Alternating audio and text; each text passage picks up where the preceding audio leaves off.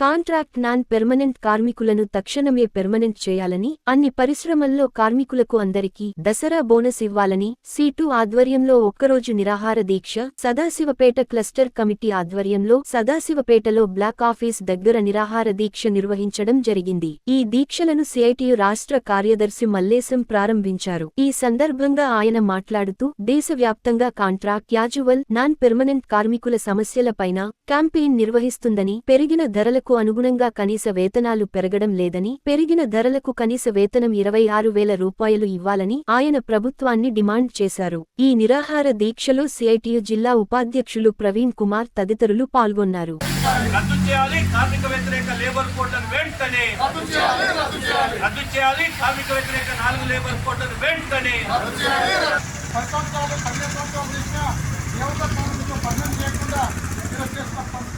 ఈ ప్రాంతంలో ఉంది.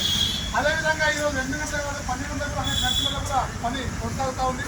కాబట్టి ఇప్పటికైనా ఈ ప్రభుత్వం తక్షణమే ఈరోజు ఏదైతే షెడ్యూల్ ఎంప్లాయ్మెంట్ జీవోలో ఒకరోజు నిరాలు నాన్ పర్మనెంట్ కార్మికుల యొక్క సమస్యల పరిష్కారం కోసం CITU ఆధ్వర్యంలో గత 4 రోజులుగా రాష్ట్ర వ్యాప్తంగా క్యాంపెయిన్ తీసుకోవడం జరిగింది.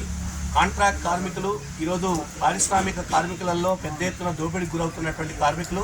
ఈ జిల్లాలో 1710 పరిశ్రమలు ఉంటే భారీ మధ్యతర పరిశ్రమలు 1,80,000 మంది కార్మికులు ఉన్నారు.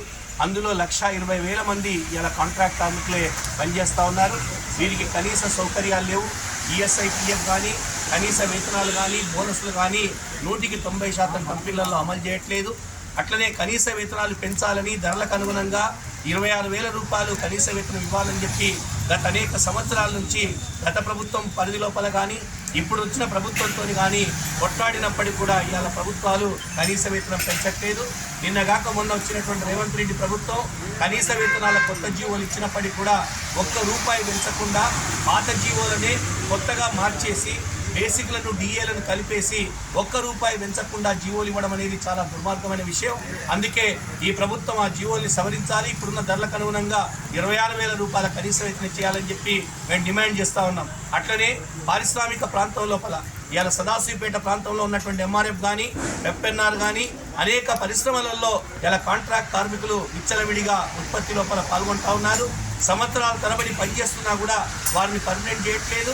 ఇలా contract labour regulation and abolition act చట్ట ప్రకారం 1971లో వచ్చినటువంటి చట్ట ప్రకారం పర్మనెంట్ నేచర్ ఆఫ్ వర్క్లో పనిచేసేటువంటి కాంట్రాక్ట్ కార్మికుల్ని రెగ్యులరైజ్ చేయాలని చెప్పి చెప్తా ఉంది.